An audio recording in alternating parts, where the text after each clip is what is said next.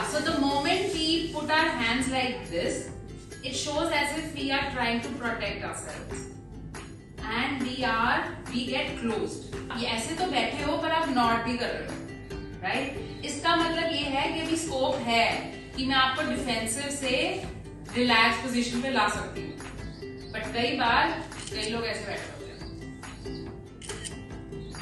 Would you like to approach that person?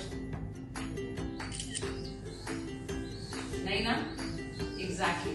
Because कहीं ना कहीं हमें लगता है पता नहीं ये वापसी में क्या मिलने वाला है. I don't know how the other person is gonna react, right?